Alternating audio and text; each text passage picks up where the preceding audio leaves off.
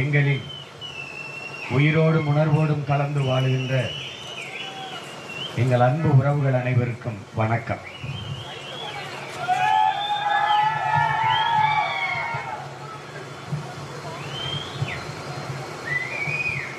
நீண்ட காலமாக இந்த நிலத்தில், குறிப்பாக தமிழ் மண்ணில் இருக்கிற இந்த அரசியல் ஆற்றல்களை அப்புறப்படுத்தி ஒரு தூய அரசியலை உருவாக்கி ஒரு நல்ல ஆட்சியை மலரச் செய்ய வேண்டும் என்கிற மகத்தான கனவோடு உங்கள் பிள்ளைகள் இந்த வரலாற்று பெரும் பணியை செய்து கொண்டு வருகிறோம். ஒரு நாட்டை அழிக்க வேண்டும் என்றால் முதலில் அதன் மொழியை அழிக்க வேண்டும். மொழியை அழித்து விட்டால் அதனுடைய கலை இலக்கிய பண்பாடு அழிந்துவிடும், அதனுடைய வழிபாடு அழிந்துவிடும், பிறகு அந்த இனம் அழிந்துவிடும், அந்த நாடு அழிந்துவிடும். இதற்கு படையெடுத்து வர வேண்டியதில்லை, யானை படை குதிரை படை தேவையில்லை, பீரங்கி துப்பாக்கி தேவையில்லை, ஒரு உயிர் கூட போக வேண்டியதில்லை, ஒரு துளி ரத்தம் சிந்த வேண்டியதில்லை. ஆனால் இதையெல்லாம் செய்து முடிக்க முடியும். அப்படி இந்த ஆட்சியாளர்கள் செய்து முடித்து விட்டார்கள். ஏறக்குறைய தமிழ் இனமும் தமிழ்நாடும் அழிந்து விட்டது. அதைத்தான் என்னுடைய தம்பி மதிவாணன் அவர்கள் குறிப்பிட்டு பேசினார்கள். தமிழர் நாட்டில் தமிழ்நாடு என்று பெயர் இருக்கிறதை ஒழிய தமிழுக்கும் தமிழருக்கும் இது சுடுகாடு. நீங்கள் பள்ளிக்கூடத்தில் உங்கள் தாய்மொழியில் படிக்க முடியாது. முதலில் பயிற்று மொழியாக இருந்தது, பிறகு பாடமொழியாக மாறியது, பிறகு விருப்ப மொழியாக மாறிய பிறகு எந்த தமிழனும் விரும்பவில்லை, தாய்மொழி கற்க முடியாது. தாய்மொழியை மறந்துவிட்ட இனம் சுடுகாட்டில் இறந்து கிடக்கிற பிணம் என்பதை அறிவார்ந்த தமிழ் சமூக மக்கள் நீங்கள் புரிந்து கொள்ள வேண்டும். என் மொழி, என் முகம் சிதைந்து நான் இறந்து கிடந்தால் என் பிணத்தை உங்களால் எப்படி அடையாளம் காட்ட முடியாதோ அப்படி மொழி சிதைந்து அழிந்தால் உங்கள் இனத்தை யாராலும் அடையாளம் காட்ட முடியாது. நாம் தமிழினம் என்று சொல்லிக்கொள்ளவே முடியாது. ஏனென்றால் நாம் சாதி தமிழர்கள், மத தமிழர்களாக இருக்கிறமே ஒழிய ஒரு சாதிக்காரன் மீது அடி விழுந்தால் நமக்கு வலிக்கும், ஒரு மதத்தின் மீது அடி விழுந்தால் நமக்கு வலிக்கும். ஆனால் நம் இனத்தின் மீது அடி விழுந்தால் வலிக்காது. இதனால் தான் லட்சக்கணக்காக நம் இனம் சாகும்போது நாம் கவலைப்படாமல் கடந்து போனோம். இப்போது ஏறக்குறைய நாம் 90 விழுக்காடு தமிழோடு ஆங்கிலம் கலந்து தங்கிலீஷ் தமிங்கிலம் பேசுபவர்களாக மாறி நிற்கிறோம். நம் இனத்தை நாமளே அழித்து முடித்து விட்டோம். கடை தெருக்களில் எந்த கடையினுடைய விளம்பர பலகை வேணுமானாலும் பாருங்கள், தமிழில் எழுத்திருக்கும். ஆனால் அது தமிழா என்று நீங்கள் ஒரு தடவை படித்து பாருங்கள்.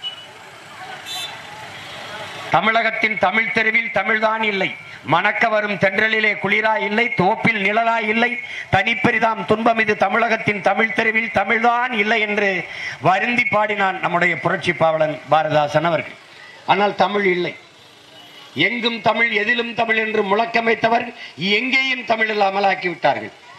பெரும்பாவலன் பாரதி பாடினான், யாமறிந்த மொழிகளிலே தமிழ் மொழி போல் இனிதானது எங்கும் காணோம் என்று.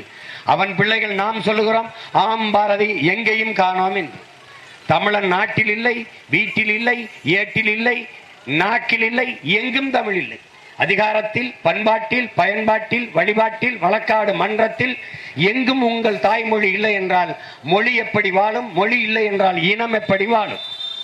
தமிழ் மீட்சியே தமிழர் எழுச்சி என்கிறார் மொழி ஞாயிறு நம்முடைய தாத்தா தேவநேய பாவாணர் அவர்கள். தமிழ் மீட்சியுற, தமிழர் எழுச்சியுற இருக்கிற இறுதி வாய்ப்பு நாம் தமிழர் கட்சி ஆட்சி இந்த மண்ணில் மலர்வது ஒன்றுதான்.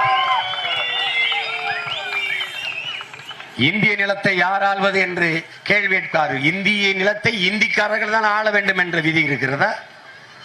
விதி இருக்கிறதா? அப்படி ஒன்றும் இல்லை. தமிழர் நிலத்தை தமிழன் ஆளட்டும், தெலுங்கு நிலத்தை தெலுங்கர் ஆளட்டும், கன்னட நிலத்தை கன்னடர் ஆளட்டும், பீகாரியை பீகாரி ஆளட்டும், குஜராத்தி குஜராத்தி ஆளட்டும், மலையாளியை மலையாளி ஆளட்டும். இந்தியாவை யார் ஆளுவது?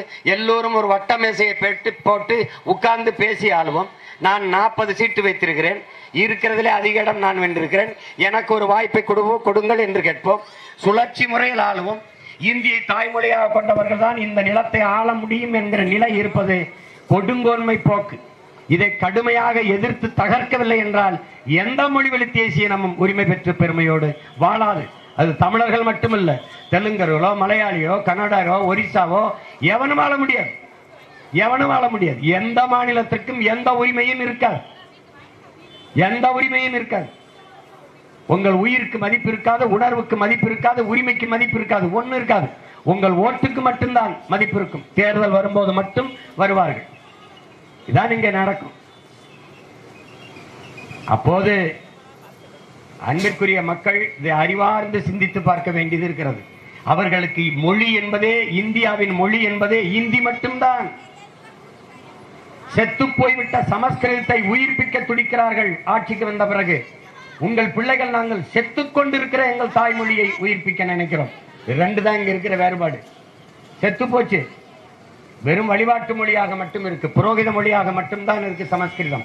எந்த மாநிலத்திலும் பேசப்படுகிற மொழி இல்லை. அது நன்கு கவனிச்சுக்கணும். மொழி வழியே தேசிய இனங்கள் மாநிலங்கள் பிரிக்கப்பட்டது. ஆனால் சமஸ்கிருதத்துக்கு எந்த மாநிலம் பிரிக்கப்பட்டது? ஆனால் சமஸ்கிருதத்தை கட்டாயம் படி என்கிறார்கள். தமிழை கட்டாயம் படி என்றால் பாசிசம், சாவனிசம், மொழி தீவிரவாதம் என்பார்கள். ஆனால் சமஸ்கிருதத்தை படி என்பது சமஸ்கிருத சாவனிசம் இல்லையா? இந்தியை கட்டாயம் படிங்கள் என்பது இந்தி தீவிரவாதம் இல்லையா? இது எப்படி?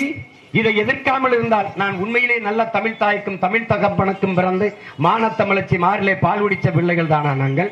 இதை எப்படி ஏற்காமல் இருப்பது? எப்படி எதிர்க்காமல் இருப்பது? எப்படி ஏற்று நடப்பது? என் தாய்மொழியை சிதைந்து அடியெடுத்தால் நான் உண்மையிலே தமிழ் மகன் தானா?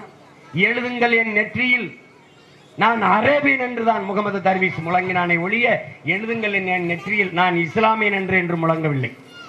நாளை என் அவார் மொழி அணிந்து விடுமானால் அதை கேட்பதற்கு நான் இருக்க மாட்டேன், இன்றே இறந்து விடுவேன் என்றான் அவார் மொழி கவிஞன் ரசூல் அம்சத். அதே மொழி பற்று எங்களுக்கு இருக்கக்கூடாதா?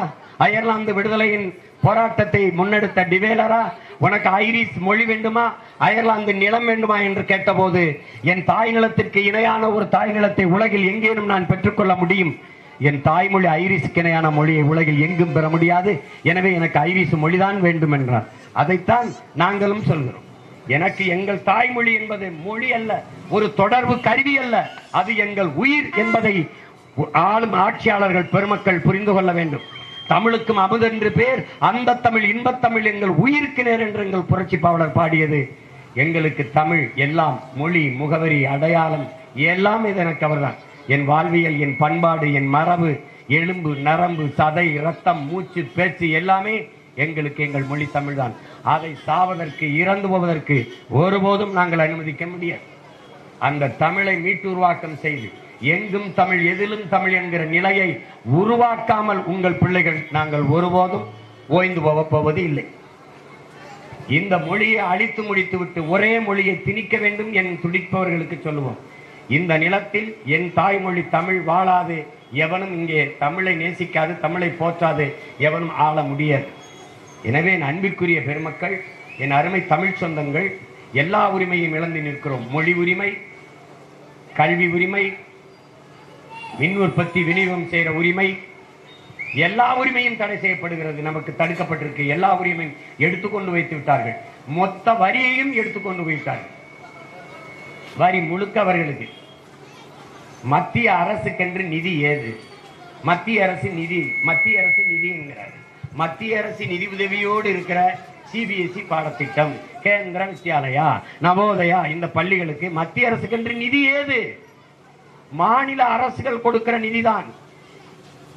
இந்த நாட்டிற்கு அதிக வருவாயை கொடுத்து பெருக்கத்தை கொடுக்கிற முதல் மாநிலம் மகாராஷ்டிரா, இரண்டாவது மாநிலம் தமிழ்நாடு என்பதை நீங்கள் புரிந்து கொள்ள வேண்டும். நாம் ₹1 கொடுத்தால் 28 காசு 29 காசு தான் கொடுக்கிறார்கள்.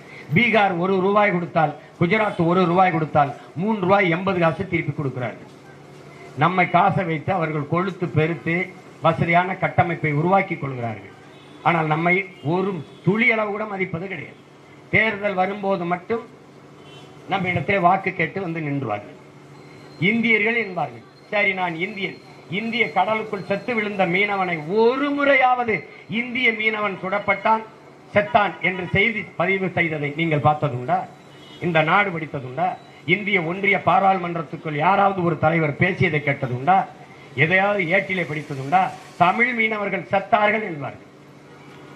இலங்கையில், ஈழத்திலே நம்ம அத்தனை லட்சம் பேர் படுகொலை செய்யப்பட்டோம், செத்து விழுந்தோம். அங்கேயும் ஈழத் தமிழர்கள் செத்தார்கள் என்றுதான் சொன்னார்கள். இந்திய கடலுக்குள் செத்தோம், தமிழர்கள் செத்தார்கள் என்று சொன்னார்கள். ஆந்திர காட்டுக்குள் 20 பேர் சுடப்பட்டு சத்தம், தமிழர்கள் செத்தார்கள் என்றார்கள். இதிலிருந்து நீங்கள் ஒன்றை அறிய வேண்டும். பிணமாக விழுந்தாலும் தமிழன் இனமாகத்தான் விழுந்திருக்கிறான் என்பதை நீங்கள் புரிய வேண்டும். அவர்களே நம்மளை ஏற்க மாட்டார்கள். இந்தியாவை சுழற்சி முறையில் ஆள வேண்டும் என்று நாங்கள் கேட்கிறோம். தெலுங்கர் ஆண்டு விட்டார் நரசிம்மராவ், கன்னடர் ஆண்டு விட்டார் தேவே கவுடா. முதலில் கூட எனக்கு வாய்ப்பு வர வேண்டாம், மலையாளிக்கு கூட 5 ஆண்டு ஆளட்டும், பிறகு எனக்கு கூட.